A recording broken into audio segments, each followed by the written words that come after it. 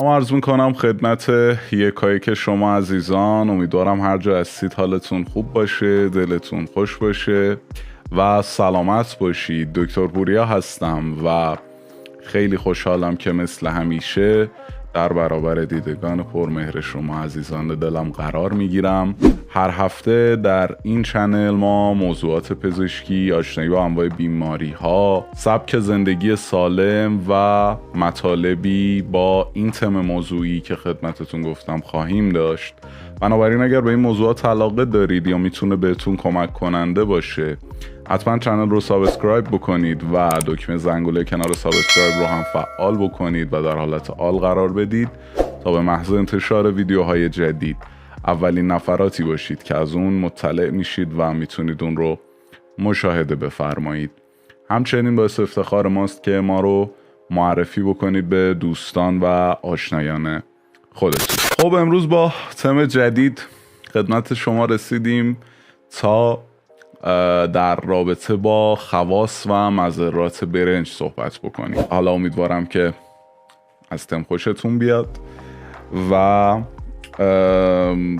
موضوعی که لازم دونستم راجبش صحبت بکنم خواص و مضرات برنج هست. ببینید، برنج یکی از پرمصرفترین اقلام ما ایرانیان و خب در تمام خانه های ما وجود داره، مصرفش به نسبت بالاست و خب باید بدونیم که چه خواصی داره و چه مضراتی. خیلی ها به اشتباه برنج رو کاملا مضر میدونن، کاملا حذف میکنن و خیلی های دیگه به اشتباه در مصرف برنج زیاده روی میکنن. امروز اومدم تا دقیق و واضح روشن بکنم که چه خواص و چه مضراتی داره این ماده غذایی که نباید جدا بشه از زنجیره غذایی شما، اما در مصرفش هم نباید زیاده روی بشه. در طب سنتی قدیم برنج دارای طبعی خشک و سرده.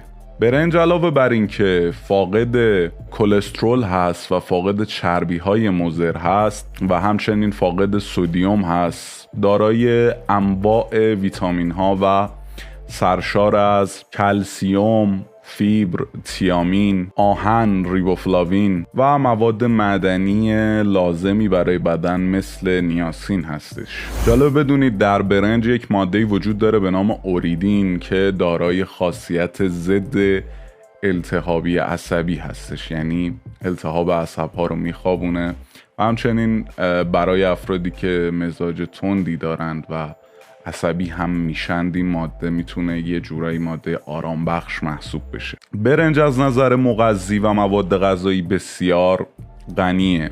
شاید جالب باشه بدونید وقتی که پوست قهوه‌ای روی برنج رو میگیرن مقدار زیادی از ویتامین ها و مواد مغذی خودش رو از دست میده. کته برنج برای افرادی که دچار اسهال و یا اسهال خونی میشن بسیار مفیده و یه جورای خاصیت دارویی داره به دلیل اینکه دارای ویتامین B6 هستش.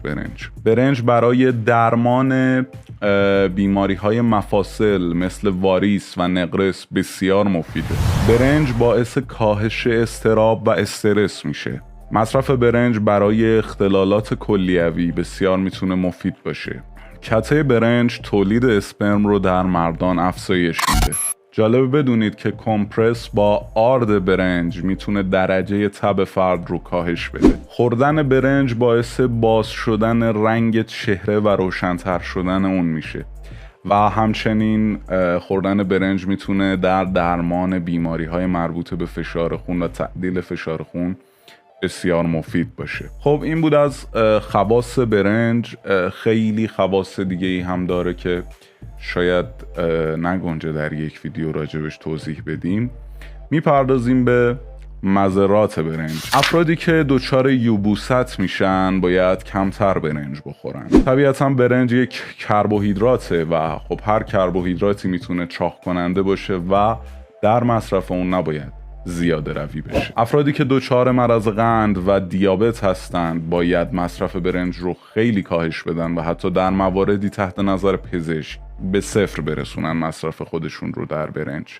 خب اون افراد طبیعتا شرایطشون خاصه و به خاطر اینکه در بدن کربوهیدرات میتونه تبدیل بشه به مواد قندی و درجه قند فرد رو بالا ببره، طبیعتاً باید افرادی که دچار دیابت و مرض قند هستند در مصرف برنج خیلی محتاط باشن. چون این افرادی که دچار تب، آسم، کلیت و مشکلات معده هستند باید در مصرف برنج احتیاط بکنن. همونجوری که گفتم برنج دارای ماده اوریدینه که میتونه باعث کاهش التهابات عصبی بشه، اما جالبه بدونید که زیاده روی در مصرف برنج سفید پوست گرفته میتونه اختلالات عصبی رو در فرد افزایش بده. زیاده روی در مصرف برنج میتونه باعث ضعف بدن، یبوست و سندروم متابولیک، افزایش فشار خون و افزایش قند خون و افزایش چربی خون بشه.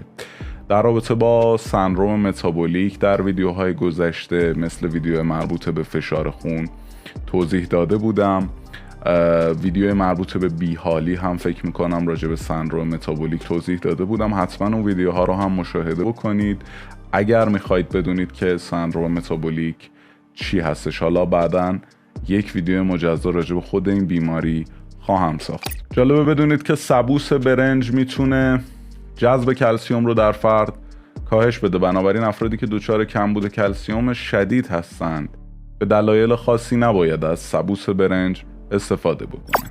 این نکته شاید خیلی جالب باشه که بدونید که مصرف زیاد برنج و نان میتونه خطر ابتلا به سرطان ریه رو در فرد افزایش بده.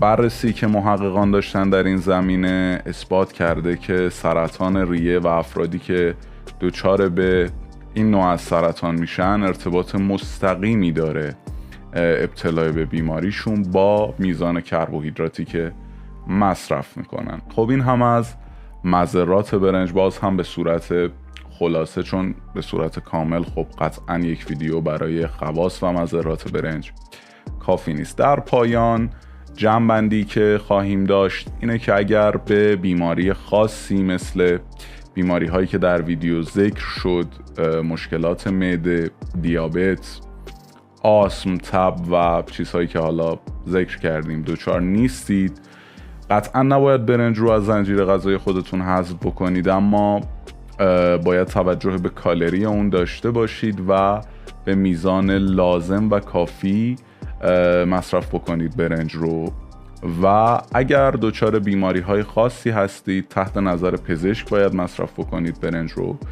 و در حالت عادی هم برنج، نان و انواع کربوهیدرات همیشه برای بدن شما لازم هستن، فقط باید با احتیاط مصرف بشن و زیاده روی نشه در مصرف اونها. در پایان اگر سوال و یا مسئله‌ای در رابطه با برنج و یا هر چیز دیگه‌ای داشتید زیر همین پست برام کامنت بکنید، با کمال میل پاسخ خواهم داد. امیدوارم هر جا هستید سالم و سلامت باشید، مراقب سلامتی خودتون باشید. تا ویدیو بعدی، خدا نگهدار.